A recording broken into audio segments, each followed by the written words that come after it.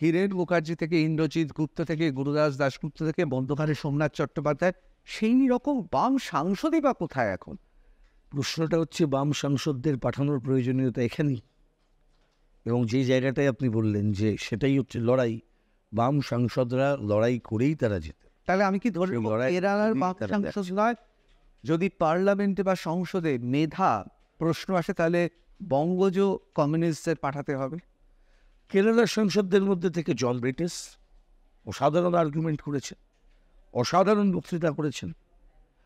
আমাদের এখান থেকে সাংসদ ছিলেন সীতারাম ইয়েচুরি, মোহাম্মদ সেলিম, তারা অসাধারণ আর্গুমেন্ট করেছেন, ডিবেট করেছেন, আলোচনা করেছেন আইনের উপরে। আমরা দেখি যে এক্সপোজ করেছেন, বিভিন্ন দুর্নীতিকে এক্সপোজ করেছেন পার্লামেন্টে দাঁড়িয়ে। ফলে এটা বঙ্গজ বা কেরালা এরকম আলাদা করে বিষয় নয়, এটা বামপন্থী সংস্কৃতি থেকে উঠে আসা একটি বিষয়। আপনি যদি একে গোপালনকে ধরেন, কেরালায় তিনি সাংসদ ছিলেন, অন্ধ্রপ্রদেশ থেকে পি সুন্দরাইয়া তিনি সাংসদ ছিলেন।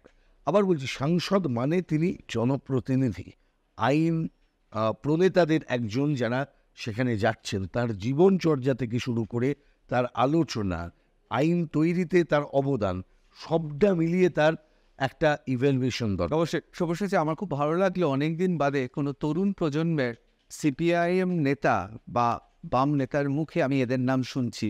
মানে আমি তো বিটে রণদীপে থেকে শুরু করে বাসব পুন্নাই থেকে শুরু করে অন্যান্য আরও অনেকের নাম, ইএমএস সাম্বুদিরিপাদ, আজকাল তো শোনাই যায় না। তরুণ বঙ্গজ যারা, সেই অর্থে বলা হচ্ছে যে একদল একঝাঁক তরুণ নেতা নেত্রী উঠে এসছে, তাদের মধ্যে আপনি প্রথম বোধহয় শুনলাম। মানে এখন তো বোধহয় একটু পার্টির ক্লাস বা এই চর্চাটা কমে গেছে। না, চর্চা কিছু কমেনি। আমি আপনাকে বলি, একটা যেটা অ্যাটাক আমাদের এই চিন্তার জগতে, মননের জগতে বারবার করা হয়েছে, আমি কোট করেই বলছি। বেশ কিছুদিন আগে একটা বই বেরিয়েছিল রামচন্দ্র গুহর। রামচন্দ্র গুহ, তার অসাধারণ তার লেখনী, তার বইটার নাম মেকার্স অফ মডার্ন ইন্ডিয়া। সেখানে অনেকের কথা উনি লিখেছেন, এবং তার একটা যখন তিনি প্রিফেস লিখছেন, সেখানে তিনি একটা কেভিয়েট দিয়ে একটা লেখা লিখেছেন, একটা লাইন, যে আমি এখানে কোনো মার্কসিস্টের কথা লিখিনি।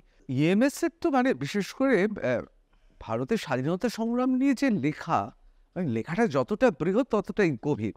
কিন্তু এই অ্যাকশনেও, মানে ইএমএস একদিকে যেমন তার চর্চা, তার অবদান থিওরি তৈরি করার ক্ষেত্রে, ভারতের কমিউনিস্ট আন্দোলনের মূল মতবাদকে তিনি তৈরি করার ক্ষেত্রে, আমাদের পার্টির মূল যে ধারার আন্দোলন, তার যে আদর্শগত জায়গাটাকে তৈরি করার ক্ষেত্রে, একইভাবে Marxist in action, Kerala education bill, আজকে যেটা কমিউনিস্টরা 1957-এ প্রথম চেষ্টা করে বিল পাস করেছেন, সেটা আমরা আজকে দেশে পেয়েছি, যে 14 বছর পর্যন্ত বাচ্চাদের বিনামূল্যে অবৈতনিক শিক্ষা পশ্চিমবঙ্গে আমরা করেছি।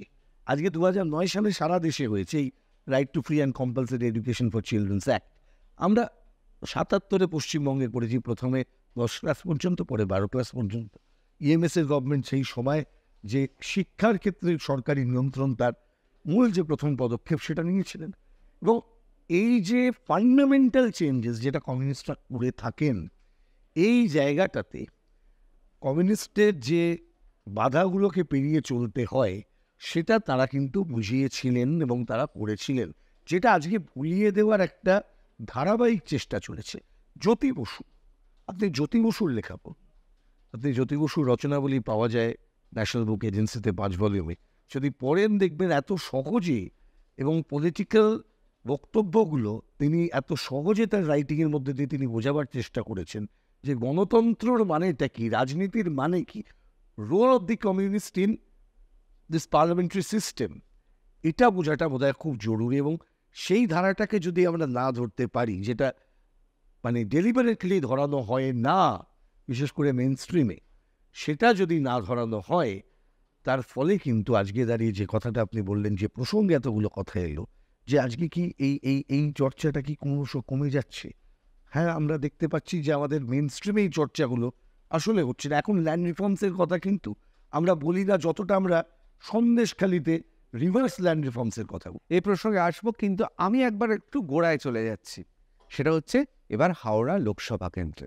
হাওড়া লোকসভা কেন্দ্র নিয়ে আমাদের অনেক প্রশ্ন আছে, আমার নিজেরও প্রশ্ন আছে। আমি যে প্রশ্ন দিয়েই শুরু করেছিলাম, যে স্টুডিওতে কথা বলা অথবা মাঝে মাঝে অত্যন্ত গুরুত্বপূর্ণ রায় বাইট দেওয়া টেলিভিশনে, এগুলো কি অনেক বেশি সহজ এই গ্রাসরুট মানে একেবারে তৃণমূল স্তরে গিয়ে রাজনীতি করার ছাড়া? মানে এই কয়েকদিন ঘুরে কি মনে হচ্ছে? দেখুন, কাজটা সহজ নয়, আমাদেরকে সহজ হতে হয়। যত আপনি মানুষের সঙ্গে মেশার ক্ষেত্রে প্রথম কাজ হচ্ছে সহজ হয়ে যাওয়া, এবং যত আমরা ওই গ্রাসরুট আপনি চলে আসেন, যদি সহজ হয়ে যান, মানুষের সাথে মিলতে পারেন, মিশতে পারেন, মেলাতে পারেন, তাহলে আমার মনে হয় ওর থেকে বেশি সহজ কাজ কিছু হয় না।